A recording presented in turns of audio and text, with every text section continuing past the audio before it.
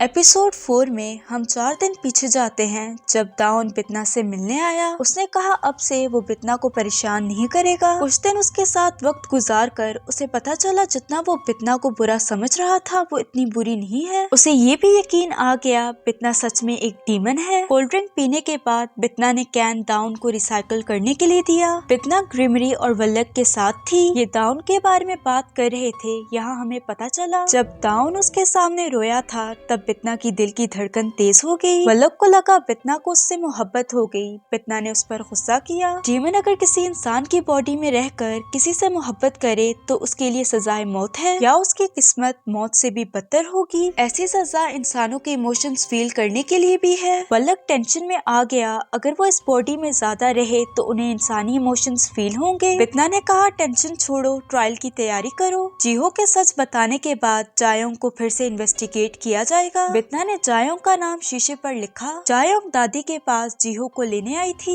दादी ने जब उसे बेइज्जत करके निकाला तब वो जाते हुए मुस्कुराई। ये देखकर जाहिर था उसके इरादे अच्छे नहीं। स्कूल से आते वक्त जीहो ने एक बूढ़ी आंटी की मदद की। उस आंटी ने उसे एक ड्रिंक दी। आंटी ने कहा ये बूढ़े लोगों की सेहत के लिए है, घर में जो भी बूढ़ा हो उसे ये पिला देना। आंटी स्वीट लग रही थी। जीहो ने ड्रिंक ले ली। एज एक्सपेक्टेड ये ड्रिंक उस बूढ़ी आंटी को जायोंग ने दी थी। काम होने के बाद उसे पैसे दिए। रात को जीहो ने दादी को ये ड्रिंक दी। जैसे ही दादी ने ड्रिंक पी वो बेहोश हो गई क्योंकि इसके अंदर जायोंग ने स्लीपिंग पिल्स मिलाई थी। तो बच्चों, मोरल ऑफ द स्टोरी, ना अनजान लोगों से चीज लेकर खाओ और ना वो चीज दूसरों को जाकर दो। दरवाजे की बेल हुई। जीहो बाहर आया तो देखा वो जायोंग है। एक और सबक, बिना पूछे दरवाजा नहीं खोलना चाहिए। धमकाकर वो उसे अपने घर ले आई। अब वो उसे सजा देगी। इसी दौरान जायोंग को रॉन्ग नंबर से किसी औरत की कॉल आई। उसने कहा पहले अपने हस्बैंड को मारा, अब अपने बेटे को डुबाकर मारना चाहती हो। मेरे पास तुम्हारे खिलाफ सबूत है।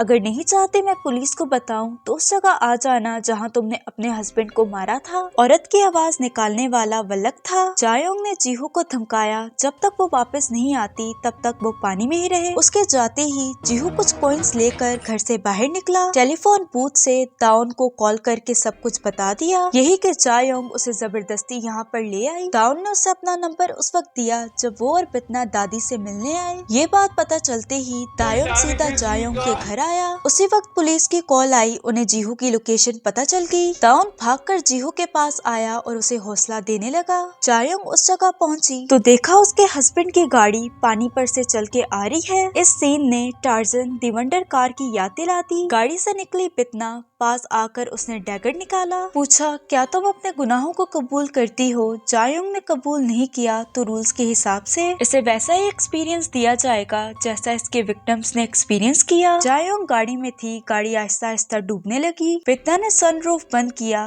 गाड़ी के डूबने के बाद वो तड़पने लगी, बिल्कुल अपने हस्बैंड की तरह। रियलिटी में आने के बाद उसने अपना गुनाह कबूल किया। बितना ने सेकंड हस्बैंड को मारने की वजह पूछी। जायोंग ने कहा वो सच बताएगी लेकिन प्रॉमिस करे वो इसके बाद उसे जाने दे। उसने कहा ठीक है मैं तुम्हें जाने दूंगी। जायोंग का एक्स हस्बैंड उम्र में उससे काफी बड़ा था। उसे तो वो बहुत बुरा लगता था। सिर्फ साथ इसीलिए थी क्योंकि मरने के बाद अपार्टमेंट इसके नाम हो जाएगा। एक दिन उसे पता चला उसके हस्बैंड का आंखों का इंश्योरेंस है। वो पैसे लेने के लिए उसने अपने हस्बैंड को ऐसा इंजेक्शन लगाया जिससे वो अंधा हो गया। हस्बैंड को अंधा करने के बाद उसके लिए काम और आसान हो गया। हस्बैंड को हाइकिंग का शौक था। दोनों हाइकिंग करने आए। बड़ी चालाकी से उसने अपने हस्बैंड को पहाड़ी से पुश किया। उसी वक्त पुलिस को कॉल करके बताया मेरा हस्बैंड पहाड़ी से स्लिप हो गया। ये स्कूल टीचर है तो पुलिस ने भी ज्यादा शक नहीं किया। इसके बाद जायोंग ने अपने नए टारगेट जीहो के बाप को चुना। बितना ने पूछा जीहो को बचाने के पीछे क्या मकसद था? पहले तो उसने झूठ बोला,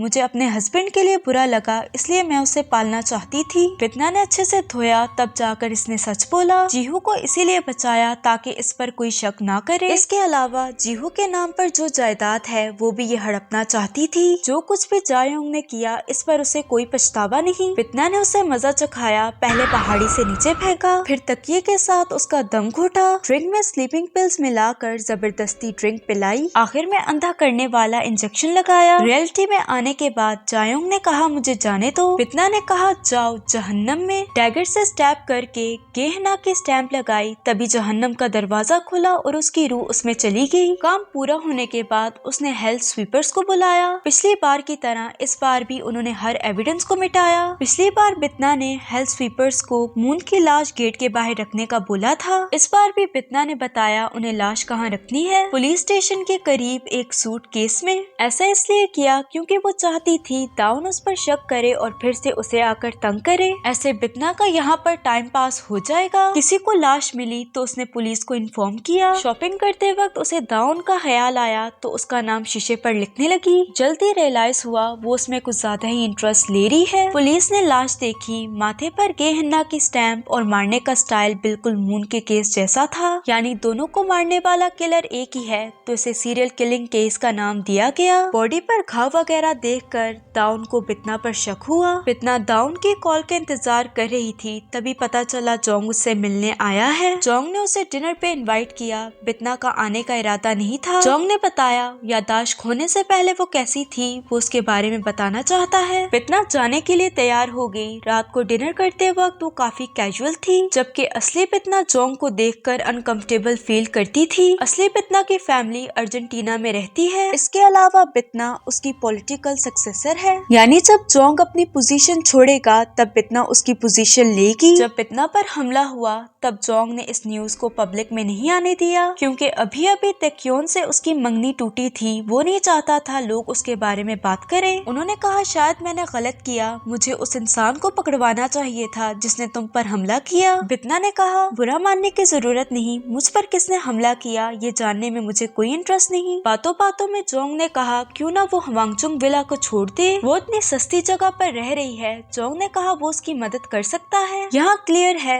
जोंग चाहता था वो किसी तरह विला को छोड़ दे। बितना ने कहा उसे किसी मदद की जरूरत नहीं। बितना जब जाने लगी तो जोंग का छोटा बेटा सुनहो उसे जाते हुए देख रहा था। वो खाना लेकर ग्रेमरी के पास आई और पूछा वो इस लड़की की बॉडी में कैसे आई। ये लड़की यतीम खाने में बड़ी हुई, धोखे से इसकी दोस्त ने इसके सारी सेविंग्स छीन ली। कोई रास्ता ना पाकर इसने स्लीपिंग पिल्स खाकर खुदकुशी कर ली। तभी ग्रेमरी ने आकर उसकी बॉडी को पोजेस किया। ग्रेमरी ने धमकाकर इसकी दोस्त से पैसे भी वापस ले लिए। इसके अलावा वल्लक ने एक क्लर्क को पोजेस किया है। ज्यादा काम करने की वजह से इस क्लर्क की मौत हो गई। तभी वल्लक ने आकर इसे पोजेस किया। बितना ग्रेमरी के पास इसीलिए आई क्योंकि वो चाहती है ग्रेमरी ऐसा इंसान ढूंढे जिसने बहुत सारे कत्ल किए हों। एग्जाम्पल से समझाती हूँ, अगर एक इंसान ने 3 लोगों को मारा होगा, जब बितना उस कातिल को मारेगी तो ये इक्वल होगा 3 कातिलों को जहन्नम भेजने के। ऐसे बितना जल्दी से अपना टारगेट कंप्लीट कर पाएगी। बितना को पुलिस स्टेशन इन्वेस्टिगेशन के लिए बुलाया गया। दाउन को मिलने के लिए वो काफी ज्यादा खुश थी। इससे इन्वेस्टिगेशन इसलिए की जा रही है क्योंकि मून और जायोंग के केस में ये जज थी। बितना के खिलाफ कोई भी सबूत नहीं तो उसे जल्दी छोड़ दिया गया। दाउन जाने लगा। बितना भी गाड़ी में आकर उसके साथ सेट हो गई। पहले दाउन उसे तंग कर रहा था,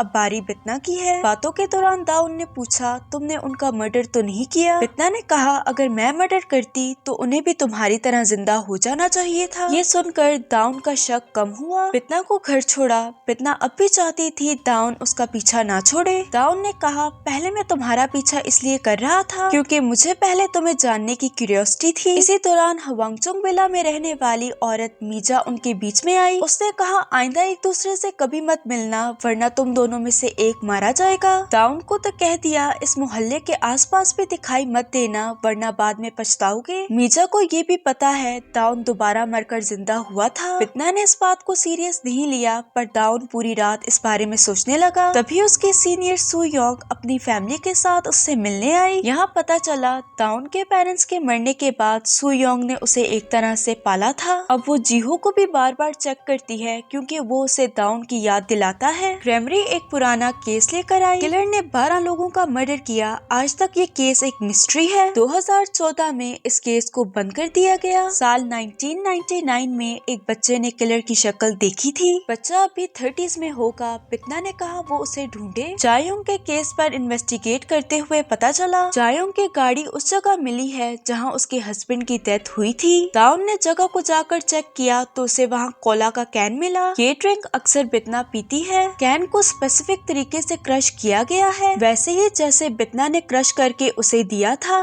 दाउन को फिर से बितना पर शक होने लगा। जीहू ने गिफ्ट के तौर पर बितना की ड्राइंग बनाकर भेजी। अब बितना भी उसे गिफ्ट देगी। उसने वल्लक से पूछा क्या वो हेवन में किसी किसी डीमन को जानता है। हेवन का नाम सुनकर बलक कांपने लगा। उसे डर था कहीं बितना को पता न चल जाए वो हेवन में इंटरेस्टेड है। डाकिया ने जीहो को खत दिया। खत जीहो के बाप का था। उसने बताया वो उसकी माँ के साथ हेवन में है और बताया वो उससे कितनी मोहब्बत करता है। खत पढ़ के जीहो रोने लगा। ये बितना की तरफ से उसके लिए गिफ्ट था। म्योंगसुक बितना के लिए राइस केक लेकर आई और उसे नए रेजिडेंट से मिलवाया। दाउन जो उसके सामने वाले अपार्टमेंट में रहेगा। बात करते हुए जैसे बितना ने दाउन को देखा उसकी दिल की धड़कन तेज हो गई। तबीयत खराब होने से बितना बेहोश हो गई। इसी के साथ ये एपिसोड एंड हो जाती है। अगर आपको वीडियो पसंद आई तो लाइक शेयर और सब्सक्राइब करते जाना। मिलते हैं अगली वीडियो में।